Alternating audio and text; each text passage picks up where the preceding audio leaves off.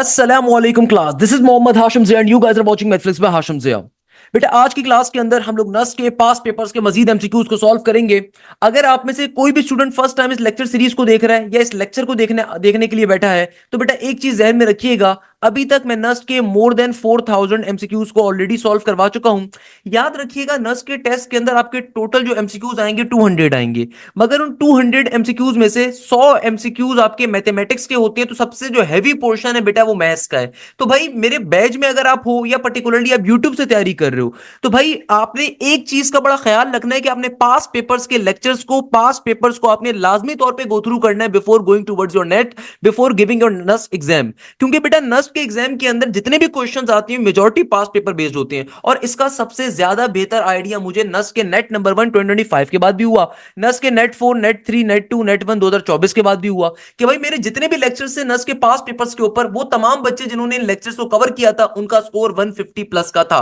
तो अगर आप चाहते हो आपका नस्ट का स्कोर 150 प्लस हो, आप जो भी तैयारी कर रहे हो साइड बाय साइड, आप जैसे भी तैयारी कर रहे हो साइड बाय साइड, कोशिश करो कि बेटा पास पेपर्स के लेक्चर्स को लाजमी तौर पे कवर करो। पास पेपर्स के lectures are extremely helpful because NEST के सॉफ्टवेयर में हजारों क्वेश्चंस फीड हैं। भाई उन हजारों क्वेश्चंस में से कोई से भी 100 एमसीक्यूज आपके पास पेपर में आएंगे। मैं अभी तक 4000 से ज्यादा नस्ट के पास पेपर्स के एमसीक्यू सॉल्व करवा चुका हूं, तो आपने कोशिश ये करनी है कि लाजमी तौर पे एमसीक्यूज को कवर करें, लाजमी तौर पे एमसीक्यूज के ऊपर पर्टिकुलरली वर्किंग करें, लाजमी तौर के ऊपर इन लेक्चर्स को लें, अपने दोस्तों के साथ भी शेयर करें। इसके अलावा अगर आप चाहते हैं कि आपकी तैयारी बहुत अच्छी हो तो आप लाजमी तौर पे बेटा मेरे न्यू बैच को भी ज्वाइन कर सकते हैं। इस बैच की सबसे खास बात क्या है कि ये बैच अभी 7 फरवरी से स्टार्ट हो रहा है, और इस बैच में ना सिर्फ आपके नस की नेट 3 नेट 2 नेट 4 की तैयारी होगी, इसके अलावा पाकिस्तान की टॉप 25 यूनिवर्सिटीज जैसे कि UET, FAST, GIKI, LUMS, COMSATS, IBA, NED, Mehran, Pakistan की जो भी टॉप 25 यूनिवर्सिटीज हैं उसकी तैयारी भी इस बैच में इंक्लूडेड है। यानी कि आपका कोर्स मल्टीपल टाइम कवर करवाया जाएगा, आपके प्रॉपर्ली टेस्ट कंडक्ट होंगे, आपको प्रॉपर्ली आपके एफएलपीज होंगे,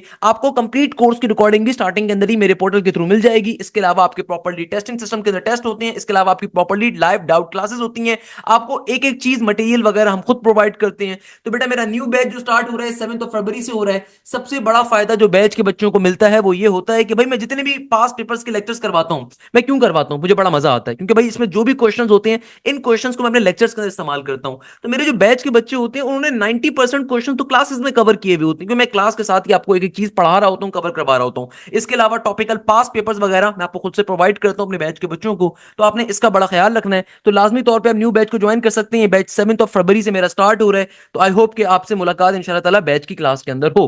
आज की क्लास के पहले क्वेश्चन के ऊपर मूव करेंगे, अपनी आज की क्लास का आगाज करेंगे। आज की क्लास के अंदर सबसे पहले नंबर के ऊपर मेरे पास क्वेश्चन आ रहा है, इसमें एग्जामिनर कहता है integration cos A x plus का बी, एग्जामिनर कहता है integration cos A x plus का बी, एग्जामिनर कहता है इसको सिंप्लीफाई करना है।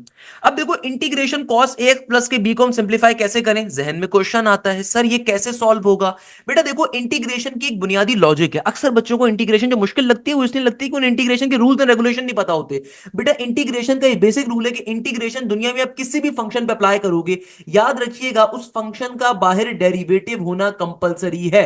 दुनिया में इंटीग्रेशन आप किसी भी फंक्शन पे अप्लाई करते हो उस फंक्शन का बाहर डेरिवेटिव होना कंपलसरी है, अगर तो होगा तभी इंटीग्रेशन अप्लाई होगी। अब देखो यहां पे इंटीग्रेशन अप्लाई हो रही है कॉस, और आगे फंक्शन क्या आ रहा है ए एक्स प्लस का बी। जरा गौर से देखो इंटीग्रेशन के अंदर कॉस का फॉर्मूला क्या होता है, इंटीग्रेशन के अंदर बेटा कॉस फंक्शन का क्या फॉर्मूला है कि देखो इंटीग्रेशन के अंदर कॉस का फॉर्मूला ये है कि जो भी कॉस का एंगल होगा इसका बाहर डेरिवेटिव होना कंपलसरी है। तो एक्स का डेरिवेटिव एक्स की रिस्पेक्ट से 1 होगा जो कि बाहर मौजूद है। अब जब मैं इंटीग्रेशन कॉस पे अप्लाई करूंगा तो कॉस की इंटीग्रेशन होती है पॉजिटिव साइन के बराबर, किसके बराबर होती है, पॉजिटिव साइन के बराबर। It's a very simple thing. तो यानी कि देखो इंटीग्रेशन का बेसिक असूल क्या है कि भाई इंटीग्रेशन जिस भी आप टर्म पे अप्लाई कर रहे हो उसके फंक्शन का बाहर डेरिवेटिव होना कंपलसरी है, तभी इंटीग्रेशन अप्लाई होगी। अक्सर बच्चों को बेसिक बात नहीं मालूम होती। अब देखो अगर मैं इस क्वेश्चन को चेक करूं तो इस क्वेश्चन में एग्जामिनर क्या कह रहा है, एग्जामिनर कह रहा है इंटीग्रेशन कॉस का कॉस, और यहां पे आ रहा है ए एक्स प्लस का बी।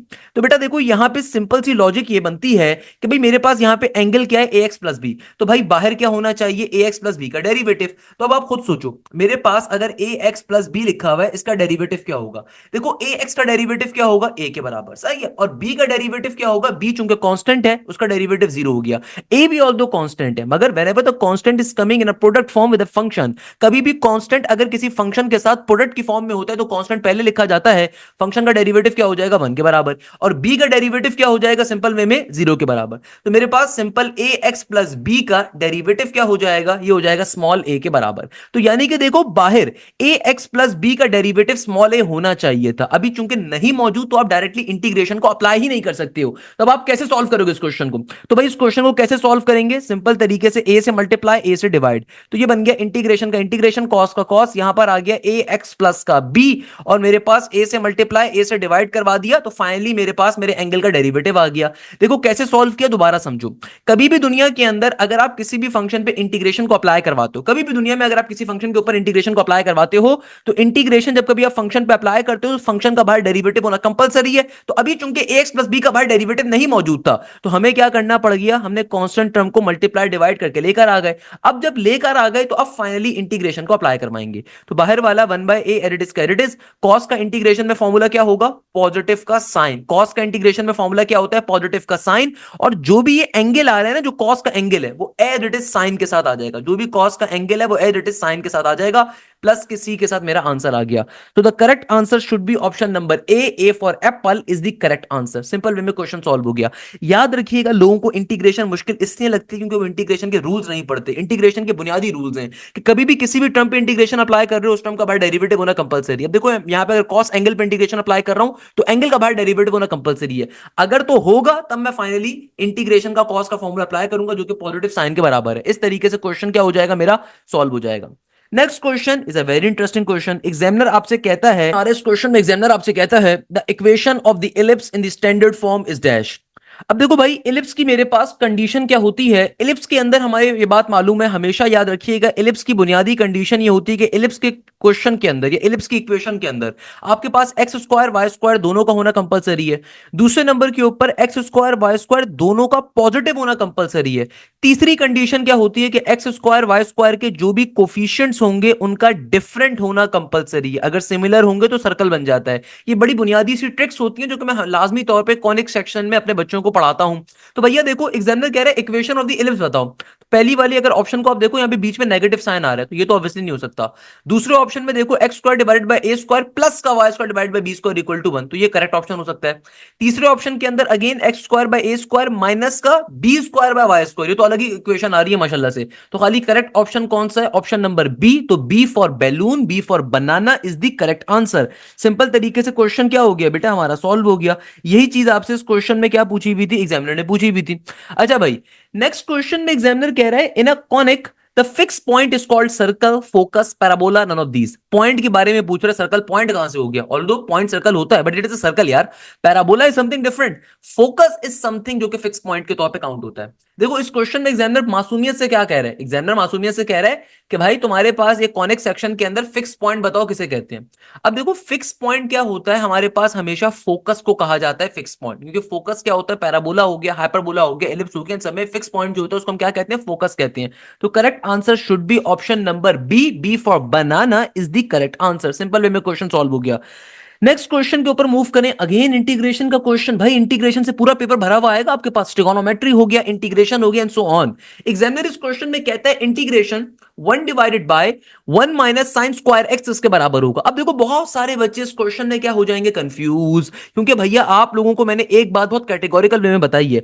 हमेशा याद रखिएगा, दुनिया इधर से उधर हो जाए, always remember this thing, integration में कोई डिवीजन फॉर्मूला नहीं है, इंटीग्रेशन में डिवीजन की टेक्निक होती है। भाई इंटीग्रेशन के खुदारा रूल्स एंड रेगुलेशन पढ़ लो, मैंने बहुत तरीके से इंटीग्रेशन कवर करवाई हुई है अपने चैनल के ऊपर भी, अपने बैचेस में तो बहुत तरीके से करवाता हूं।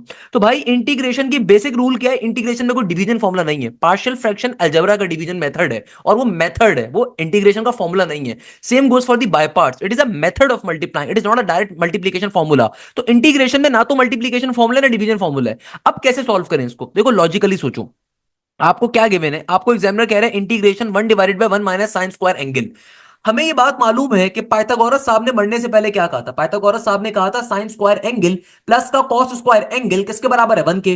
तो भैया देखो, अगर मैं साइन स्क्वायर एक्स को दूसरी तरफ भेज दूं तो क्या बन जाएगा, ये हो जाएगा 1 - का साइन स्क्वायर एक्स। तो कॉस स्क्वायर एक्स की वैल्यू क्या आ गई? 1 - का साइन स्क्वायर एक्स के बराबर।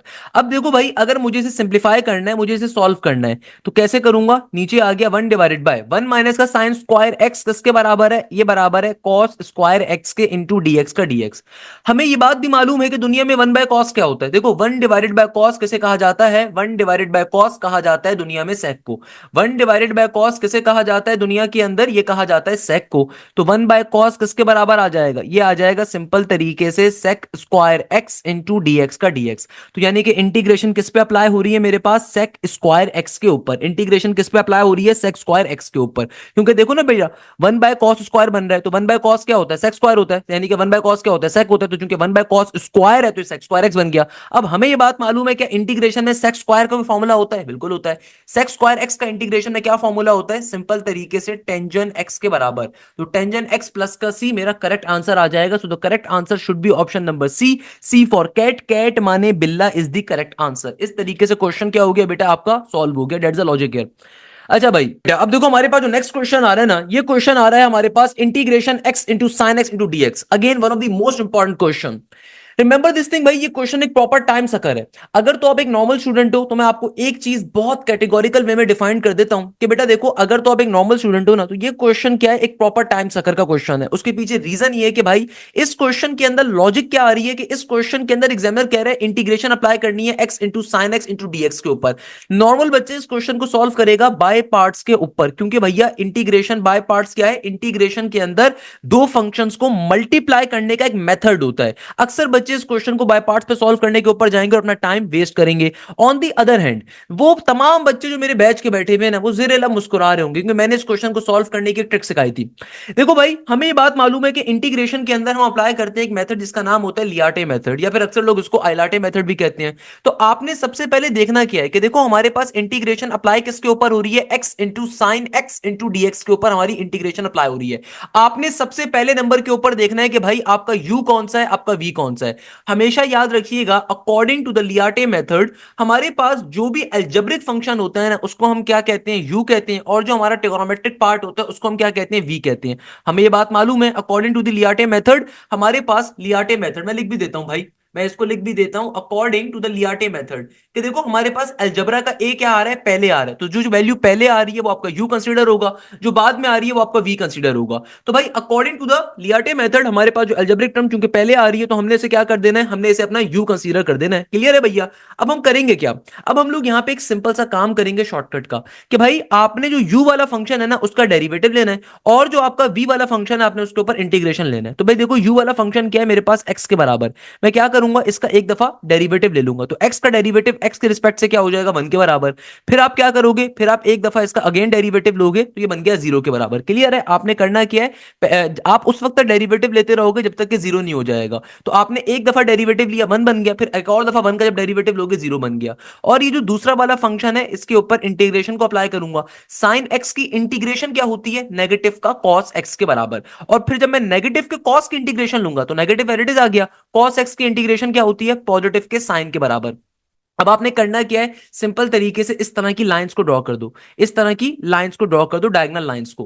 पहली वाली लाइन पे प्लस का सिंबल, दूसरी वाली लाइन पे माइनस, फिर प्लस, फिर माइनस, फिर प्लस, फिर माइनस। अब आपने डायगोनली इसको मल्टीप्लाई करवाना है। तो आप खुद देखो, एक्स प्लस माइनस का कॉस एक्स, तो क्या बन गया? प्लस माइनस का माइनस, ये बन गया एक्स इंटू कॉस एक्स के बराबर। फिर देखो बेटा, 1 नेगेटिव नेगेटिव साइन एक्स, तो नेगेटिव नेगेटिव बन गया पॉजिटिव, और यहां पर आ गया सिंपल साइन एक्स का साइन एक्स। फाइनली ये क्वेश्चन क्या हो गया? सॉल्व हो गया। विद इन सेकंड्स के ऊपर ये क्वेश्चन सॉल्व हो गया। कुछ बच्चे जिन्होंने फर्स्ट टाइम ये ट्रिक देखी होगी वो परेशान हो गए होंगे, सर ये कैसे सॉल्व कर दिया? इतना मुश्किल काम, ये तो पता नहीं सर, बहुत मुश्किल चीज आ रही है। अरे बेटा देखो, मैं आपको इस क्वेश्चन की लॉजिक समझाता हूं। कभी भी आपके पास दुनिया में अलजेब्रिक फंक्शन हो और साथ में ट्रिगोनोमेट्रिक फंक्शन हो, वहां पे आप इस ट्रिक को अप्लाई करते हो। बाय पार्ट्स का सब्स्टिट्यूशन ट्रिक है, यानी कि भाई बाय पार्ट्स अप्लाई करने की नीड नहीं है। मैं आपको इस क्वेश्चन को सॉल्व करवाता हूं एक और बड़े इंपॉर्टेंट तरीन एमसीक्यूज के ऊपर, जो बहुत दफा नस्ट के अंदर आ चुका है। मैं कहता हूं फॉर एग्जांपल, यहां पे लिखा हुआ है एक्स स्क्वायर, और यहां पर लिखा हुआ है मेरे पास कॉस एक्स, सही है ना? मेरे पास यहां पे लिखा हुआ है एक्स स्क्वायर, यहां पे लिखा हुआ है कॉस एक्स। अब देखो इस क्वेश्चन को सॉल्व कैसे करेंगे, पहले मेरी पूरी बात को समझिएगा। आपने ये दो फंक्शन जो मल्टीप्लाई हो रहे हैं, इस पे आप कोई भी इंटीग्रेशन का दूसरा मेथड अप्लाई नहीं कर सकते। ना पावर फॉर्मूला अप्लाई कर सकते हो, ना आप डिवीजन बेस्ड कॉन्सेप्ट को अप्लाई कर सकते हो, ना आप एलन के शॉर्टकट को अप्लाई कर सकते हो, ना आप पर्टिकुलर ट्रिगोनोमेट्री को फॉर्मूला अप्लाई कर सकते हो। हो, क्योंकि भैया यहाँ पे दो फंक्शंस क्या हो रहे हैं, मल्टीप्लाई हो रहे हैं ना, ये एक्स स्क्वायर मल्टीप्लाई हो रहा है कॉस एक्स के साथ, तो इंटीग्रेशन के अंदर आप कोई भी कॉन्सेप्ट अप्लाई नहीं कर सकते, क्योंकि भाई अगर मैं कॉस का फॉर्मूला भी इंटीग्रेशन में अप्लाई करना चाहूं तो कॉस का फंक्शन का कॉन्सेप्ट ये होता है कि बाहर सिर्फ उसके एंगल का डेरिवेटिव हो, बाहर तो एक्स स्क्वायर आ रहा है, तो हम कोई भी और तरीके का अप्लाई नहीं कर सकते, अल्टीमेटली आपको बाय पार्ट्स पे जाना पड़ता है। तो बाय पार्ट से बचने के लिए एक शॉर्टकट होती है सर हाशिम की मैथलिक शॉर्टकट। ये मैथलिक शॉर्टकट क्या कहता है, सबसे पहले अपना u कंसीडर करो, अपना v कंसीडर करो। हमेशा याद रखिएगा अकॉर्डिंग टू द लियाटे मेथड हमारे पास जो एल्जेब्रिक पार्ट होता है ना उसको हमेशा हम लोग क्या कंसीडर करते हैं u, और जो ट्रिगोनोमेट्रिक पार्ट होता है उसको v कंसीडर करते हैं अगर कभी भी दोनों साथ में आ रहे हो। अब आपने करना क्या है, अब आप देखो एक तरफ मैंने u लिखा, एक तरफ मैंने v लिखा, जो u वाला फंक्शन है उसका डेरिवेटिव लिया जाएगा, जो v वाला फंक्शन है इसका इंटीग्रेशन ली जाती है। अब देखो आप सबसे पहले डेरिवेटिव लो, क्योंकि आपको ये बता डेरिवेटिव आपको ये बात डिफाइन करेगा आपने कहां तक का डेरिवेटिव लेना है, तो कहां तक का डेरिवेटिव लेना है जब तक कि जीरो नहीं मिल जाता। कि देखो एक्स स्क्वायर का डेरिवेटिव क्या हो गया 2x के बराबर, 2x का डेरिवेटिव क्या हो गया 2 के बराबर, और 2 का डेरिवेटिव क्या हो गया मजीद 0 के बराबर। वाइल cos x की अगर मैं इंटीग्रेशन लूंगा तो cos x की पहली इंटीग्रेशन क्या हो जाएगी, सिंपल पॉजिटिव के sin x के बराबर, cos x का इंटीग्रेशन में फॉर्मूला प्लस का sin x, फिर जब sin x की इंटीग्रेशन लूंगा तो ये बन जाएगा मेरे पास नेगेटिव का cos x। अब नेगेटिव की value as it is cos x की एक और दफा इंटीग्रेशन लोगे तो ये बन गया पॉजिटिव का sin x। अब करना क्या है देखो, अब सिंपल तरीके से डायगोनल एरोज बना दो, डायगोनल पहला वाला दूसरे के पास, दूसरा वाला तीसरे के पास, तीसरा वाला चौथे के पास, अब इसके अलावा कोई और है नहीं तो चौथा वाला पांचवें भी आप भेज नहीं सकते ना, इसके बाद कुछ है नहीं आपके पास, सही है। अब आपने करना क्या है, सिंबल बचपन में गेम खेलते थे ना प्लस माइनस, तो वैसे ही पहली वाली लाइन पे प्लस का सिंबल, दूसरी वाली पे माइनस का, फिर प्लस का सिंबल, अगर नेक्स्ट लाइन होती उस पे माइनस आता, फिर नेक्स्ट लाइन होती प्लस आता, तो प्लस माइनस प्लस यानी कि अल्टरनेट साइंस आपने लगा दिए। अब आपने सिंपल इसको मल्टीप्लाई करवाना है, तो इस एक्स स्क्वायर को किससे मल्टीप्लाई करवाओगे, साइन एक्स के साथ, और बीच में साइन क्या है प्लस का, तो क्या बन गया x square into sine x, यानी कि पॉजिटिव के अंदर, तो क्या आ गया पॉजिटिव का x square into sine x का साइन एक्स। अब देखो 2x को मल्टीप्लाई करवाओगे माइनस, और यहां पे भी एक माइनस आ रहा है कॉस एक्स, तो माइनस माइनस बन गया प्लस, तो ये बन गया 2x into cos x, 2x into cos x. अब देखो फिर ये प्लस इंटू माइनस क्या हो गया माइनस, और ये 2 इंटू साइन एक्स हो गया, क्या हो गया बेटा 2 इंटू साइन एक्स, क्या हो गया 2 इंटू साइन एक्स। इस तरीके से फाइनली मेरा एक क्वेश्चन क्या हो गया सॉल्व हो गया, मेरे पास फाइनली मेरा ये आंसर आ गया, मेरे पास फाइनली क्या आ गया आंसर। आप चाहो तो बाय पार्ट्स पे सॉल्व कर लो, सेम आंसर आएगा, I can bet you this thing. Integration by parts का वैसे फॉर्मूला आपको याद होना चाहिए, इंटीग्रेशन बाय पार्ट्स का फॉर्मूला क्या होता है भाई, ये बाय पार्ट्स के क्वेश्चन बहुत ज्यादा आते हैं नस्ट के अंदर, तो इसका ख्याल रखिएगा, तो वहां पे ये ट्रिक्स बड़ी काम आती हैं। तो अगर आप बाय पार्ट्स का फॉर्मूला चेक करो, बाय पार्ट्स का फॉर्मूला होता है u इंटू इंटीग्रेशन v पे अप्लाई होगी, माइनस का साइन, फिर इंटीग्रेशन का सिंबल, फिर आप डेरिवेटिव लोगे किसका u वाली टर्म का, फिर आप इंटीग्रेशन लोगे किसकी v वाली टर्म की, और फिर आखिर में dx का dx। चाहो तो आप ऐसे सॉल्व कर लो, वो आपके ऊपर डिपेंड करता है, तो भाई आप पे डिपेंड करता है, चाहो तो सर हाशिम के शॉर्टकट को फॉलो करो, विद इन सेकंड्स में आंसर आएगा, नहीं तो बाय पार्ट्स में सॉल्व करोगे उससे भी आंसर वही आएगा। तो करेक्ट आंसर क्या है मेरे पास, option number b for balloon, B for banana is the correct answer. इस क्वेश्चन आ रहा है ना, इस क्वेश्चन के अंदर एग्जामिनर मुझसे कहता है the ratio between the measure of the radial segment and the diameter of a circle is dash. अब देखो इस क्वेश्चन की लॉजिक क्या है, अक्सर बच्चे इस क्वेश्चन को पिक नहीं कर पाते, अक्सर बच्चे कंफ्यूज हो जाते हैं, सर पता नहीं क्या मांगा हुआ था रेडियल सेगमेंट और डायमीटर के दरमियान का रेशियो। मुझे एक बात बताओ सिंपल सी, बहुत ही मासूम सी एक बात अगर आपसे मैं पूछूं ना, दुनिया के अंदर सर्कल का डायमीटर क्या होता है, आप तमाम लोग बोलोगे सर सर्कल का डायमीटर होता है वो लाइन जो सर्कल के सेंटर से पास होती है और दोनों पॉइंट्स के ऊपर, दो पॉइंट्स ऑफ सर्कल के ऊपर टचअप कर रही होती है, इसको हम क्या कहते हैं, इसको हम कहते हैं सर्कल का डायमीटर। अच्छा रेडियस क्या होता है, सर्कल का रेडियस होता है सेंटर से लेके किसी भी एक कोने तक का डिस्टेंस। तो हमारे पास सर्कल के रेडियस और डायमीटर के दरमियान में फॉर्मूला क्या होता है, रिलेशन क्या होता है, कि भाई रेडियस क्या होता है, रेडियस बराबर होता है डायमीटर डिवाइडेड बाय 2 के, ऐसा ही है ना, रेडियस इसके बराबर होता है डायमीटर डिवाइडेड बाय 2 के। तो अगर मुझे रेडियल सेगमेंट यानी कि रेडियस और डायमीटर के दरमियान का रेशो निकालना है, तो भाई मैं क्या करूंगा, ये डी जो ऊपर मल्टीप्लाई हो रहा है नीचे आके क्या हो जाएगा डिवाइड हो जाएगा, तो मैं क्या कह सकता हूं कि R divided by D equal to के बाद, अब देखो अगर डी को यहाँ पे जो मल्टीप्लाई हो रहा था यहाँ पे कुछ भी नहीं है तो जाहिर सी बात है वन तो मौजूद है ना, डी यहाँ पे ऊपर कुछ भी नहीं है तो इसका मतलब वन तो मौजूद है, तो ऊपर वो मल्टीप्लाई हो रहा था नीचे आके क्या हो गया डिवाइड हो गया, ऊपर अब क्या मौजूद है सिंपल वन और नीचे 2 का 2, तो मेरे पास रेशो क्या आ गया, मेरे पास रेशो आ गया रेडियस इंटू डायमीटर का किसके बराबर 1:2 के बराबर। सो मेरा करेक्ट आंसर क्या होगा, मेरा करेक्ट आंसर होगा option number A for apple is the correct answer. इस तरीके से आपका फाइनली एक क्वेश्चन क्या हो गया बेटा सॉल्व हो गया। आपसे एग्जामिनर ने सिंपल सी ये चीज पूछी हुई थी कि भाई आपके क्वेश्चन के अंदर एग्जामिनर ने बड़ी मासूमाना तरीके से आपसे ये वाली बात पूछी भी थी, इस तरीके से हमारा फाइनली क्वेश्चन क्या हो गया सॉल्व हो गया। हमारे पास जो नेक्स्ट क्वेश्चन आ रहा है इस क्वेश्चन में एग्जामिनर आपसे कहता है the equation of the circle when the coordinates of the end points of the diameter are 2, 3 and 4, 5 is dash। अब देखो भाई इस क्वेश्चन की लॉजिक क्या है, पहले तो लॉजिक को समझो। एग्जामिनर आपसे कह रहे हैं कि भाई तुम्हारे पास एक सर्कल है और उस सर्कल के ऊपर तुम्हें and points of diameter given है। अगेन डायमीटर तो अभी पढ़ा था, बट अगर डायमीटर नहीं भी होता, आपको सर्कल के ऊपर यानी कि दो पॉइंट्स गिवन है। आपसे एग्जामिनर कह रहे हैं सर्कल के ऊपर एक पॉइंट आ रहा है 2,3 का और दूसरा पॉइंट आ रहा है 4,5 का। एग्जामिनर मासूमियत से कहते हैं सर्कल की इक्वेशन बताओ। अब देखो इस क्वेश्चन को सॉल्व करने के वैसे दो तरीके हैं। एक तरीका थोड़ा मुश्किल है, लंबा मेथड है कि आप सबसे पहले आपको डायमीटर के चूंकि दोनों पॉइंट्स गिवन है, आप सबसे पहले मिड पॉइंट के ऊपर सेंटर निकाल लो, फिर आप उस सेंटर से लेकर कोने तक का डिस्टेंस निकालो तो रेडियस आ जाएगा। Once you have the centre and once you have the radius then you can easily apply the standard equation of a circle. एक तरीका सॉल्व करने का वो है जो कि मुश्किल है। ऑन द अदर एंड इस क्वेश्चन को सॉल्व करने का एक आसान तरीका भी। आसान तरीका क्या है? आसान तरीका ये है कि देखो दुनिया में कोई भी फिगर हो, कोई भी लाइन हो, कोई भी शेप हो, जैसे पैराबोला हो गया, एलिप्स हो गया, आपके पास हाइपरबोला हो गया, आपके पास दुनिया में कोई भी किस्म की जो है ना किसी भी फिगर के ऊपर अगर कोई पॉइंट एग्जिस्ट कर रहा है ना, तो ये बात कंपलसरी है कि उसकी इक्वेशन को वो पॉइंट लाजमी सेटिस्फाई करेगा। फॉर एग्जाम्पल अगर कोई लाइन है, उस लाइन के ऊपर आपको कोई पॉइंट गिवन है, तो बेटा वो बात लाजिम है कि ये जो पॉइंट होगा ना, ये पॉइंट इस लाइन की इक्वेशन को सेटिस्फाई करेगा, हमेशा हमेशा करेगा सेटिस्फाई। अगर आपके पास कोई पैराबोला आ गया, एलिप्स आ गया, सर्कल आ गया, हाइपरबोला आ गया, अगर उनकी फिगर के ऊपर कोई पॉइंट एग्जिस्ट कर रहा है, तो ये बात लाजिम है कि वो पॉइंट उसकी फिगर को, उसकी शेप को लाजिम तौर पे क्या करेगा, सेटिस्फाई करेगा, उसकी इक्वेशन को लाजमी तौर पे क्या करेगा, सेटिस्फाई। तो भाई आपने करना क्या है, आपको ये दो पॉइंट्स गिवन है, बारी बारी ऑप्शंस में डाल के चेक कर लो हिट एंड ट्राई मेथड के ऊपर, जिस इक्वेशन के ऊपर ये दोनों पॉइंट सेटिस्फाई कर रहे होंगे आपका करेक्ट आंसर होगा। फॉर एग्जांपल मैं आपको एक एग्जांपल दिखा रहा हूं कि लेट सपोज ये ऑप्शन नंबर बी है। मैं इस ऑप्शन नंबर बी में क्या करता हूं, पहला वाला पॉइंट उठा के डाल के चेक करता हूं क्या वाकई में लेफ्ट हैंड साइड और राइट हैंड साइड आपस में बराबर आ रही है। 2 का मतलब है एक्स, 3 का मतलब है वाई, तो जहां जहां एक्स आ रहा है वहां 2 डालोगे, जहां जहां वाई आ रहा है वहां 3 डालोगे। वैसे आपस की बात है, ऑप्शन नंबर बी सर्कल ही नहीं है, क्योंकि बेटा सर्कल की ये बुनियादी कंडीशन होती है कि सर्कल की इक्वेशन के अंदर एक्स स्क्वायर वाई स्क्वायर दोनों होने चाहिए, वैसे तो कभी भी आंसर ही नहीं हो सकता। सिमिलरली ऑप्शन नंबर सी के अंदर देखो एक्स स्क्वायर और वाई स्क्वायर दोनों एक में नेगेटिव आ रहा है, जबकि सर्कल की बुनियादी कंडीशन होती है कि एक्स स्क्वायर वाई स्क्वायर दोनों के दोनों हमेशा पॉजिटिव होने चाहिए। तो आइए मैं आपको एक और कंडीशन पढ़ा देता हूं, एक बेसिक ट्रिक बता देता हूं।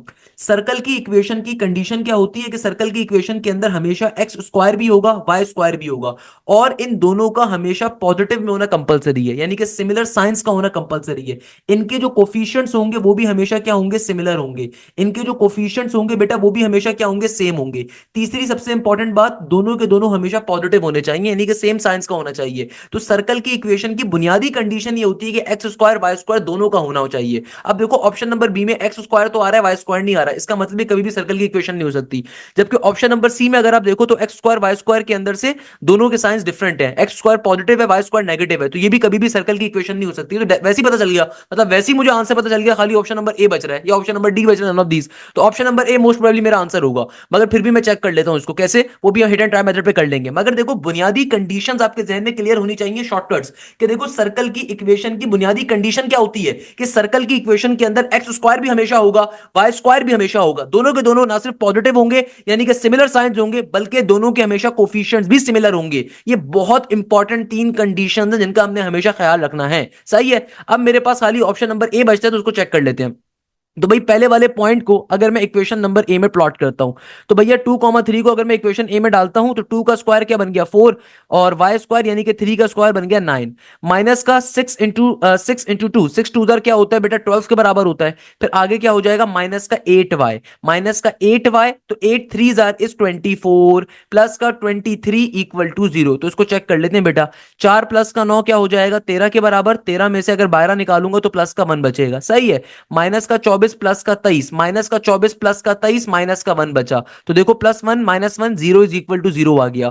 तो भाई क्या आंसर आ गया, 0 इज इक्वल टू 0, यानी कि मेरा फाइनल आंसर क्या आ रहा है, 0 इज इक्वल टू 0 के बराबर। यानी कि लेफ्ट हैंड साइड और राइट हैंड साइड के ऊपर क्या आ गया, 0 0 आ गया, यानी कि इक्वेशन वेरीफाई हो गई कि मेरा फाइनल आंसर क्या है, 0 इज इक्वल टू 0। तो correct answer is option number A for apple is the correct answer. इस तरीके से फाइनली मेरा क्वेश्चन क्या हो गया बेटा, सॉल्व हो गया। इस तरीके से हमारा क्वेश्चन क्या हो गया, सिंप्लीफाई हो गया। देखो मैंने इस क्वेश्चन में आपको 3 तरह की ट्रिक्स बताई हैं। पहली ट्रिक क्या है कि भाई कभी भी दुनिया के अंदर कोई भी लाइन हो, कोई भी फिगर हो, अगर तो उस पर्टिकुलर फिगर के ऊपर कोई पॉइंट एग्जिस्ट कर रहा है ना, तो ये बात लाजिम है कि वो पॉइंट उस फिगर की इक्वेशन को हमेशा सेटिस्फाई करेगा। तो तभी हम लोगों ने क्या करा कि आपको ये जो दो पॉइंट्स गिवन थे, आप दूसरा वाला पॉइंट भी डाल के चेक कर लो, वो पॉइंट भी हमेशा इस इक्वेशन को सेटिस्फाई कर रहा होगा। तो जो भी आपको पॉइंट अगर वो उस फिगर के ऊपर गिवन है ना, तो उसकी इक्वेशन को हमेशा सेटिस्फाई करेगा। दूसरी चीज मैंने आपको क्या बताई, सॉल्व करने का एक और तरीका क्या है कि चूंकि डायमीटर के एंड पॉइंट्स गिवन थे, तो आप पहले सेंटर का पॉइंट निकाल लो मिड पॉइंट फॉर्मूले पे, उसके बाद सिंपल आप आप क्या करो, सेंटर से लेकर कोने तक का डिस्टेंस निकालो तो रेडियस आ जाएगा, तो standard equation of a circle पे सिंपलीफाई कर सकते हो। एक तरीका सॉल्व करने का ये भी है। तीसरे नंबर पे मैंने आपको सर्कल की इक्वेशन की बुनियादी कंडीशन पढ़ाई है कि देखो सर्कल की इक्वेशन की कंडीशन क्या होती है कि सर्कल की इक्वेशन में एक्स स्क्वायर भी होगा वाई स्क्वायर भी होगा, दोनों होना कंपलसरी है। सही है, ना सिर्फ एक्स स्क्वायर वाई स्क्वायर होगा बल्कि इन दोनों के कोफिशिएंट्स क्या होंगे, हमेशा सिमिलर। ना सिर्फ कोफिशिएंट सिमिलर होंगे बल्कि दोनों के दोनों हमेशा क्या होंगे, पॉजिटिव होंगे, यानी कि हमेशा दोनों के साइंस क्या होंगे, सिमिलर। ये तीन बुनियादी कंडीशंस होती है सर्कल की इक्वेशन में। अब देखो इलिप्स के अंदर मैंने ऊपर आपको इलिप्स की कंडीशन पढ़ाई थी। इलिप्स के अंदर खाली कंडीशन डिफरेंट क्या होती है कि इलिप्स के अंदर कोफिशिएंट सिमिलर नहीं होते, इलिप्स के कोफिशिएंट हमेशा डिफरेंट होंगे, क्योंकि सर्कल और इलिप्स में डिफरेंट ही क्या होता है, सर्कल के अंदर हमारा सेमी मेजर सेमी माइनर हमेशा क्या होता है, बराबर होता है। सर्कल के अंदर सेमी मेजर सेमी माइनर बराबर होता है, वाइल इलिप्स के अंदर क्या होता है, एक साइड बड़ी होती है, एक साइड आपकी छोटी होती है। एक साइड आपकी सेमी मेजर एक्सिस हमेशा बड़ा होगा, सेमी माइनर हमेशा छोटा होगा। It's a very normal thing. तो सर्कल और इलिप्स में डिफरेंस ही क्या होता है कि सर्कल की इक्वेशन के अंदर कोफिशिएंट जो होते हैं एक्स स्क्वायर वाई स्क्वायर के हमेशा सिमिलर होंगे, जबकि इलिप्स की इक्वेशन के अंदर एक्स स्क्वायर वाई स्क्वायर के कोफिशिएंट हमेशा डिफरेंट होंगे। ये बड़ी बुनियादी चीजें होती हैं जो आपको कोई नॉर्मल टीचर नहीं बताएगा। मेरी कोशिश होती है कि बेटा आपको तमाम की तमाम बातें अपने लेक्चर्स के अंदर पढ़ाऊं, तो भाई ये तमाम की तमाम ट्रिक्स मेरे बैच के बच्चे जो होते हैं उनको लाजमी तौर पर मिल रही होती हैं। तो अगर आप चाहते हो कि आपकी तैयारी बहुत अच्छी हो तो मेरा न्यू बैच अभी 7 फेब स्टार्ट हो रहा है, उसको लाजमी तौर पर ज्वाइन करें। इस बैच की सबसे खास बात ही यही है कि बेटा इसके अंदर आपकी एक एक चीज बेसिक लेवल से पढ़ाई जाएगी, एक एक चीज आपको बेसिक लेवल से तैयार करवाई जाएगी, ताकि इधर आप नस का टेस्ट दे रहे हो, फास्ट का दे रहे हो, यूईटी का दे रहे हो, कॉमसेट का दे रहे हो, आप एनईडी का दे रहे हो, आप मेहरान का दे रहे हो, अल्हम्दुलिल्लाह इन तमाम यूनिवर्सिटीज के अंदर टॉप की पोजीशन है। उसके पीछे रीजन ये होता है कि बच्चा आता है, मेहनत से तैयारी करता है, उस मेहनत को फिर शोकॉस करता है, उस मेहनत के ऊपर जाके वो अपनी पोजीशन लेता है, चाहे वो एनटीएस हो। अल्हम्दुलिल्लाह बेतहाशा बच्चे आते हैं, ना सिर्फ ईकेट के अंदर बल्कि बीकेट के अंदर, नस बिजनेस स्कूल के लिए, आईबीए के लिए, आपके पास सिंपल तरीके से लम्स के लिए, या फिर अगर आप एमडी कैट की तैयारी करने के लिए आ रहे हो तो उसकी प्रॉपर आपकी क्लासेस होती है, एक एक चीज आपको डिटेल में डिफरेंट बैचेस में पढ़ाई जाती है। खैर नेक्स्ट क्वेश्चन पे मूव करेंगे। इस क्वेश्चन के अंदर एग्जामिनर आपसे कह रहा है इंटीग्रेशन बताइए कॉसेक इंटू कॉट की। अब देखो भाई ये डायरेक्टली इंटीग्रेशन का फॉर्मूला आ रहा है। हमें ये बात मालूम है कि इंटीग्रेशन कॉसेक इंटू कॉट किसके बराबर होता है। Always remember this thing, cosec into cot का इंटीग्रेशन के अंदर फॉर्मूला मौजूद है। हम सबको ये बात मालूम है कि कभी भी इंटीग्रेशन अगर अप्लाई हो रही है किसके ऊपर, cosec x into cot x into dx के ऊपर, तो इंटीग्रेशन में इसका डायरेक्टली फॉर्मूला है और वो किसके बराबर है, नेगेटिव के कॉसेक के, नेगेटिव के कॉसेक के, और जो भी यहां पे एंगल है वो same angle as it is यहां पर आ जाएगा। याद रखिएगा मैंने यहां पे फंक्शन का या एंगल का डेरिवेटिव क्यों नहीं चेक करा, क्योंकि बेटा एंगल मेरा एक्स आ रहा है तो एक्स का डेरिवेटिव ऑलरेडी 1 होगा, इसलिए चेक करने की नीड नहीं है। तो integration of cosec into cot किसके बराबर होता है, नेगेटिव के कॉसेक एक्स प्लस के सी के, नेगेटिव के कॉसेक एक्स प्लस के सी के। So the correct answer should be option number B. यहां पे सी जो है ना ये एक्स्ट्रा लिखा हुआ है, सी नहीं होगा, सिंपल नेगेटिव का कॉसेक एक्स प्लस का सी, ये मेरा सिंपल वे में आंसर होगा। इस तरीके से क्वेश्चन क्या हो गया, सॉल्व हो गया। नेक्स्ट क्वेश्चन में एग्जामिनर आपसे क्या कह रहा है, एग्जामिनर आपसे कहता है फॉर एनी पैराबोला। हमारे पास जो नेक्स्ट क्वेश्चन आ रहा है ना, इस क्वेश्चन के अंदर एग्जामिनर आपसे क्या कह रहा है, इस क्वेश्चन में एग्जामिनर आपसे कहता है for a parabola x square is equal to negative 4y the equation of the directrix is dash. अब देखो इस क्वेश्चन को सॉल्व करने की लॉजिक क्या होगी, पहले तो आप बात को समझो। इस क्वेश्चन में एग्जामिनर आपसे कह क्या रहा है कि भाई तुम्हारे पास एक पैराबोला आ रहा है, उसकी इक्वेशन उसने दी हुई है। अच्छा इक्वेशन उसने क्या दी हुई है, x square is equal to negative का 4y the equation of directrix will be dash. चलिए मैं आपको एक बड़े मजे की बात बताता हूं, एक बहुत मजे का कॉन्सेप्ट है। हमेशा याद रखिएगा बेटा दुनिया में कोई भी पैराबोला हो, हम कैसे पहचानते हैं कि वो पैराबोला एक्स एक्सिस का है कि वाई एक्सिस का है। देखो अगर आपके पास कभी भी पैराबोला की इक्वेशन आ जाए x square is equal to 4ay, या फिर आपके पास पैराबोला की इक्वेशन आ जाए y square is equal to 4ax, तो हमें कैसे पता चलेगा कि पैराबोला का एक्सिस कहां पे है। तो बेटा एक बहुत इंपॉर्टेंट ट्रिक होती है पैराबोला की इक्वेशन के अंदर कि आप हमेशा क्या देखोगे, आप हमेशा देखोगे पैराबोला के अंदर कि भैया उस पैराबोला के अंदर लीनियर फॉर्म में कौन सा वेरिएबल है। जो भी वेरिएबल लीनियर फॉर्म में होगा ना, इसका मतलब एक्स ऑफ पैराबोला वहां पे है। तो बेटा देखो ये जो पहली वाली इक्वेशन है x square is equal to 4ay, यहां पे लीनियर फॉर्म में कौन है, वाई, इसका मतलब ये पैराबोला कहां का है, वाई एक्सिस का पैराबोला है। वाइल जो दूसरी वाली इक्वेशन है इसमें देखो लीनियर फॉर्म में कौन सा वेरिएबल है, एक्स, तो इसका मतलब इस पैराबोला का एक्सिस कहां पर है, एक्स एक्सिस के ऊपर। ये बड़ी बुनियादी बात है। अच्छा अब देखो एक्स एक्सिस का जो पैराबोला होता है ना, एक्स एक्सिस में भी दो तरह के पैराबोला होते हैं बाय द वे, एक होता है राइट हैंड साइड पैराबोला, एक होता है लेफ्ट हैंड साइड पैराबोला। हम हमेशा जो इक्वेशंस पढ़ते हैं वो राइट हैंड साइड की पढ़ रहे होते हैं क्योंकि वो स्टैंडर्ड इक्वेशंस होती हैं। सिमिलरली वाई एक्सिस का भी दो तरह के पैराबोला होते हैं, एक होता है अपवर्ड पैराबोला, एक होता है डाउनवर्ड पैराबोला। हम हमेशा जो इक्वेशंस पढ़ते हैं वो अपवर्ड पैराबोला की पढ़ते हैं क्योंकि स्टैंडर्ड पैराबोला होते हैं। अब यहां पे आपको नेगेटिव के अंदर गिवन है, तो एक चीज तो आपको मालूम होनी चाहिए सबसे पहले नंबर नंबर के ऊपर कि भाई ये नेगेटिव का साइन का डिनोट कर रहा है। याद रखिएगा कभी भी पैराबोला की इक्वेशन में अगर नेगेटिव आ रहा है, फॉर एग्जांपल मैं आपसे कहता हूं आपके पास पैराबोला की इक्वेशन लिखी हुई आ जाए x square is equal to negative का 4ay, तो आपने सबसे पहले पिक कर लिया कि लीनियर फॉर्म में कौन है y, इसका मतलब y एक्सिस का पैराबोला है। अब ये पॉजिटिव है ये नेगेटिव है, अब देखो इक्वेशन में नेगेटिव साइन आ रहा है तो मेरे जहन में फौरन से आ जाएगा तो नेगेटिव साइन का मतलब क्या है, डाउनवर्ड पैराबोला है। अगर इक्वेशन पॉजिटिव की थी तो इसका मतलब क्या था, अपवर्ड पैराबोला होता। सिमिलरली देखो यहाँ पे इस इक्वेशन को देख के साफ तौर पे पता चल रहा है कि लीनियर वेरिएबल कौन सा है, एक्स का, तो यानी कि एक्स एक्सिस का पैराबोला है और चूंकि पॉजिटिव फॉर्म के अंदर है तो इसका मतलब राइट साइड का पैराबोला है। अगर मैं ऑन दी अदर हैंड यहां पे लिख दूं ना y square is equal to negative का 4ax, तो अब देखो लीनियर फॉर्म में तो एक्स है तो एक्स एक्सिस का तो पैराबोला है, मगर चूंकि नेगेटिव सिंबल आ रहा है इसका मतलब ये लेफ्ट हैंड साइड का पैराबोला है। ये चंद बुनियादी बातें होती हैं इनका हमने बड़ा ख्याल रखना होता है। अब एक और बड़ी इंपॉर्टेंट चीज कि जो भाई हमारे पास इक्वेशन ऑफ डायरेक्ट्रिक्स होती है ना, इक्वेशन ऑफ डायरेक्ट्रिक्स जो हमारे पास सिंपल आपके पास जो राइट हैंड साइड पैराबोला की होती है, अपर पैराबोला की होती है, वो क्या होती है कि भाई सिंपल तरीके इक्वेशन ऑफ डायरेक्ट्रिक्स का ताल्लुक होता है। अब देखो अगर तो मेरे पास एक सिंपल राइट हैंड साइड का पैराबोला, एक सिंपल स्टैंडर्ड पैराबोला की इक्वेशन गिवन है, तो भाई इस पर्टिकुलर पैराबोला की जो आपके पास इक्वेशन ऑफ डायरेक्ट्रिक्स होगी वो क्या होगी, चूंकि एक्स एक्सिस का पैराबोला है तो इसकी इक्वेशन ऑफ डायरेक्ट्रिक्स होगी x is equal to negative a के बराबर। जो राइट हैंड साइड का पैराबोला होता है इसकी इक्वेशन ऑफ डायरेक्ट्रिक्स क्या होती है, x is equal to negative a. While on the other hand जो वाई एक्सिस का स्टैंडर्ड पैराबोला होता है यानी कि अपवर्ड पैराबोला, इसकी इक्वेशन ऑफ डायरेक्ट्रिक्स क्या होती है, ये होती है y is equal to negative ए। यानी कि देखो अगर आपके पास एक standard parabola right hand side का आ रहा है या फिर अपवर्ड पैराबोला आ रहा है तो उसकी इक्वेशन डायरेक्ट्रिक्स क्या होगी, जो भी उसका वेरिएबल है उसके साथ नेगेटिव का ए। मगर जब कभी मेरे पास लेफ्ट हैंड साइड का पैराबोला आ जाए या डाउनवर्ड पैराबोला आ जाए तो ये जो इक्वेशन ऑफ डायरेक्ट्रिक्स होती है इसका साइन कन्वर्ट हो जाता है। तो भाई देखो अगर लेफ्ट हैंड साइड का पैराबोला होगा तो मेरे पास जो इक्वेशन ऑफ डायरेक्ट्रिक्स होगी वो क्या होगी, x is equal to positive का ए। सिमिलरली अगर मेरे पास डाउनवर्ड पैराबोला है तो इसकी इक्वेशन ऑफ डायरेक्ट्रिक्स क्या होगी, y is equal to positive का ए।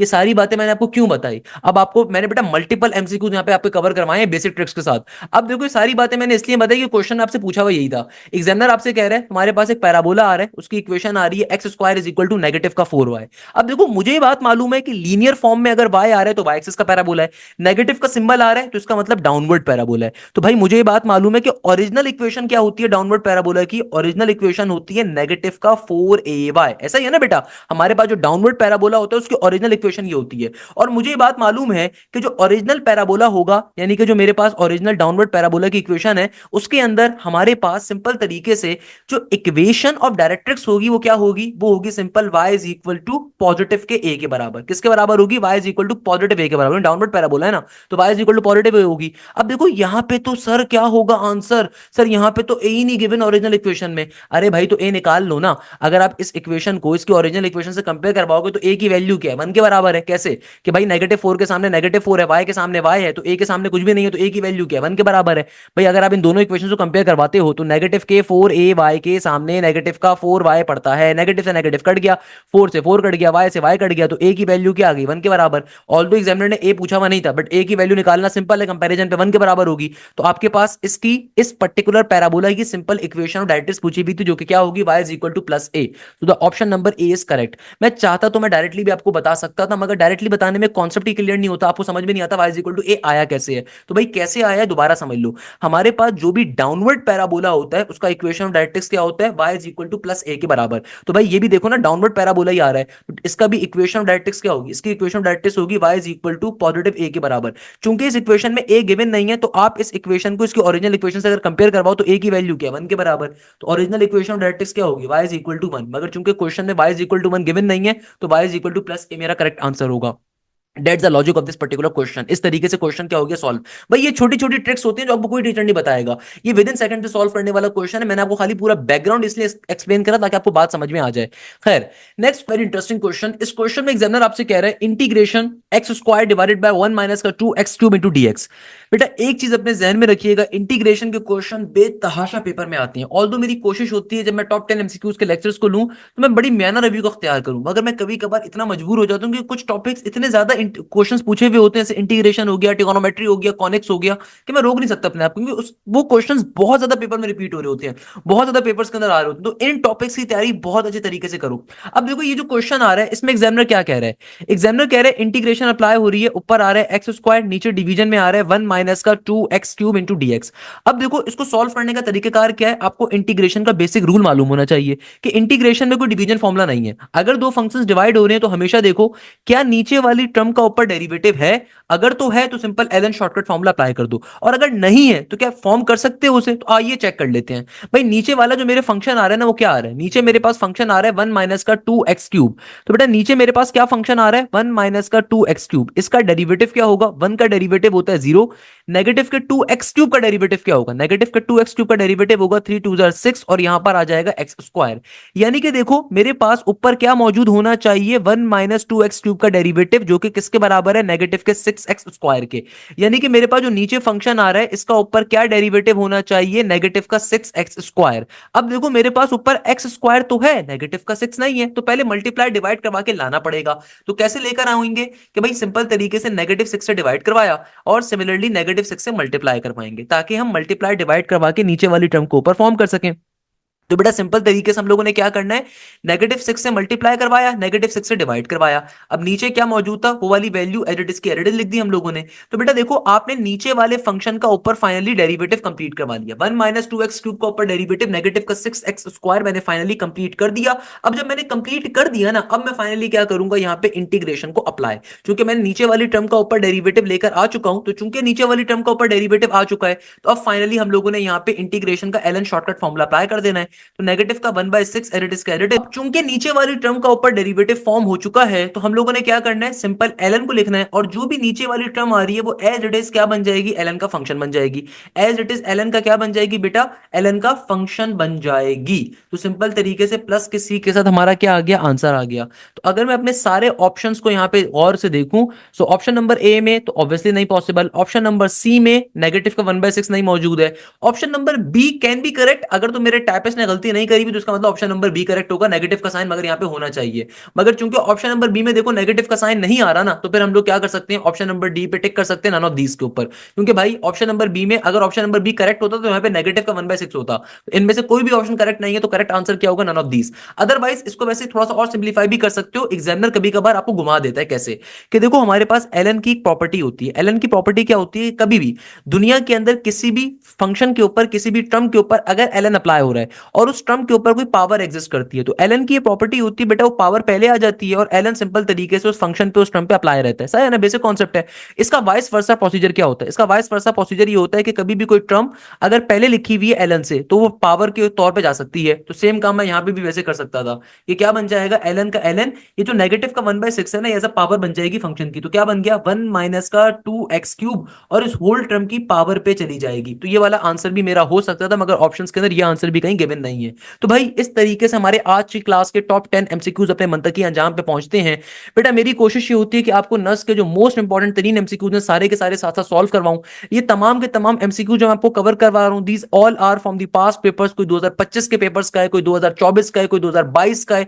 These all papers are extremely important. खुदारा मैं बार बार कह रहा हूं, अगर नस के टेस्ट के अंदर अच्छा परफॉर्म करना चाहते हो, तो इन लेक्चर सीरीज को लाजमी तौर पर सॉल्व करो। कोशिश करो कि जो भी तुम अपनी तैयारी कर रहे हो, आप जो भी अपनी तैयारी कर रहे हो, साइड बाय साइड लाजमी तौर पे लेक्चर्स की वीडियोस को कवर करो। मैंने इस प्लेलिस्ट के अंदर अभी तक मोर देन 4000 एमसीक्यूज सॉल्व करवा चुका हूं। मेरे ख्याल में अब तक 4500 तो हो गए होंगे यार, मगर फिर भी 4000 एमसीक्यूज तो मैंने अभी तक कवर करवाए होंगे। क्योंकि भाई मैंने यहाँ पे इस प्लेलिस्ट के अंदर 2-2 घंटे की वीडियो भी डाली हुई है, 6-6 घंटे की वीडियो भी डाली हुई है, 4-4 घंटे की वीडियो भी डाली हुई है, जहां पे मैंने 200-200 एमसीक्यूज एक नशिश के अंदर बैठ के सॉल्व करवाए थे। तो दैट्स द रीजन कि इस प्लेलिस्ट की खास बात क्या है, मोर देन 4000 एमसीक्यूज अभी तक सॉल्व करवा चुका हूं। सबसे इंपॉर्टेंट चीज, अगर आप चाहते हो कि आपकी तैयारी बहुत अच्छी हो, तो आप लाजमी तौर के ऊपर बैच को ज्वाइन करिए। मेरा न्यू बैच नस्ट के लिए, फास्ट के लिए, यूईटी के लिए, एनईडी के लिए, मैरान के लिए, आईबी के लिए स्टार्ट हो रहा है 7 फेब से। इस बैच की सबसे खास बात यह कि बेटा इस बैच में आपको तमाम का तमाम कोर्स लाइव पढ़ाया जाएगा। लाइव क्लासेस के अंदर आपकी तमाम की तमाम क्वेरीज सॉल्व की जाएंगी। तमाम की तमाम कोर्स को आपको लाइव क्लास में कवर करवाया जाएगा। शॉर्टकट्स, तमाम के तमाम सब्जेक्ट्स को, उनके शॉर्टकट्स को, उनके पेपर्स को लाइव क्लासेस में सॉल्व किया जाएगा। इसके अलावा बेटा कंप्लीट कोर्स की रिकॉर्डिंग भी आपको मुहैया की जाएगी, प्रोवाइड की जाएगी। इसके अलावा सबसे इंपॉर्टेंट और सबसे खास बात इस पूरे के पूरे बैच की क्या होती है कि इस बैच के अंदर आपके प्रॉपर्ली टेस्ट भी कंडक्ट होते हैं, चाहे वो एफएलपीज हो, चाहे वो आपके शॉर्टकट्स हो, चाहे वो आपकी पर्टिकुलरली फुल बुक हो, आपकी हाफ बुक हो, हर चीज आपको इस बैच के अंदर प्रोवाइड की जाती है। इसके अलावा तमाम की तमाम प्रैक्टिस मटेरियल, तमाम की तमाम प्रैक्टिस शीट्स हम लोग प्रोवाइड करते हैं। ना सिर्फ प्रैक्टिस मटेरियल प्रोवाइड करते हैं, बल्कि साथ साथ टॉपिकल पास्ट पेपर्स भी आपको प्रोवाइड करते हैं। इसके अलावा बेटा आपके प्रॉपर्ली डाउट सेशंस होते हैं, आपके एक एक चीज लाइव क्लासेस में कवर करवाई जाती है, आपके प्रॉपर्ली डाउट सेशंस कंडक्ट होते हैं। सबसे खास बात आपको देख रहा होगा कि सर वो तो बड़ा महंगा एक इंस्टीट्यूट होता है, वो इतनी सारी फैसिलिटीज प्रोवाइड नहीं करता, वो तो फिर भी हमसे 50,000 रुपए की फीस लेता है, 40,000 रुपए की फीस ले रहा है, 70,000 रुपए की फीस ले रहा है एप्टीट्यूड की। आपकी फीस क्या है भाई? हमारी फीस पूरे साल की 6,500 7,000 के करीब होती है। इस फीस के अंदर ना सिर्फ आपकी नस की तैयारी होगी, बल्कि नस के साथ साथ फास्ट हो गया, यूईटी हो गया, नस्ट हो गया, जीआईकेआई हो गया, कॉमसेट्स हो गया, लम्स हो गया, आईबी हो गया, एनडी हो गया, मेरान हो गया, पाकिस्तान की जितनी टॉप की यूनिवर्सिटीज हैं सबकी तैयारी कवर होगी। बहरिया है, एनटीएस है, जितनी यूनिवर्सिटीज हैं। और ये कोर्स की सबसे इंपॉर्टेंट फैसिलिटी जो हम बच्चे को प्रोवाइड करते हैं कि भाई आपके मल्टीपल दफा आपका कोर्स कवर होगा। लाइव क्लासेस में पहले एक दफा कोर्स कवर होगा, फिर अगर कोई बच्चा कहता है कि सर मेरे तो प्री बोर्ड चल रहे थे, मेरे तो स्टैंडर्ड चल रहे थे, या मेरे तो सर ए लेवल्स के पेपर्स थे एंड सो ऑन, तो भाई आपको वो कोर्स दोबारा भी, आपके पास चांस होगा, आप उस कोर्स को दोबारा लाइव पढ़ सकते हो। Each and everything is covered. मेरी तरफ से कोशिश होती है पाकिस्तान की जो टॉप की फैकल्टी है वो आपको मेरे बैचेस में आके पढ़ाए। वही फैकल्टी जब किसी इंस्टीट्यूट में पढ़ाती है तो वो इंस्टीट्यूट 70,000 रुपए 60,000 रुपए चार्ज करते हैं। जब वो फैकल्टी मेरे बैचेस में पढ़ाती है तो अल्हम्दुलिल्लाह हमारी वजह से वो फैकल्टी आपसे सिर्फ और सिर्फ 7,000 रुपीज चार्ज करती है, और इस बैच में आपको हर चीज प्रोवाइड की जाती है। Each and everything is covered there. तमाम किस्म की शॉर्टकट्स हो गई, तमाम किस्म के पेपर्स हो गए, आपको हर चीज सॉल्व करवाई जाएगी लाइव क्लासेस के अंदर। सबसे इंपॉर्टेंट चीज, हर लाइव क्लास की रिकॉर्डिंग भी मिलती है, इसके अलावा कंप्लीट कोर्स की रिकॉर्डिंग भी मिलती है। मगर हर चीज लाइव क्लासेस में कवर होगी, तमाम की तमाम ट्रिक्स, तमाम का तमाम एप्टीट्यूड का सिलेबस, चाहे आप ईकेट की तैयारी कर रहे हो, चाहे आप नस की तैयारी कर रहे हो, चाहे आप एमडी कैट का टेस्ट दे रहे हो, चाहे आप बीकेट का टेस्ट दे रहे हो, चाहे आप नस बिजनेस स्कूल का टेस्ट दे रहे हो, हर चीज आपको लाइव क्लासेस के अंदर मिलेगी। तो भाई लाइव क्लासेस को ज्वाइन करने के लिए आपके पास स्क्रीन के ऊपर नंबर आ रहा होगा, उसके ऊपर आप व्हाट्सएप कर सकते हैं, आपको कंप्लीट डिटेल्स वगैरह प्रोवाइड कर दी जाएंगी। आई होप कि इंशाल्लाह आपसे लाइव क्लासेस के अंदर मुलाकात हो। जज़ाकल्लाह, thank you so much. Hashim Zia signing of.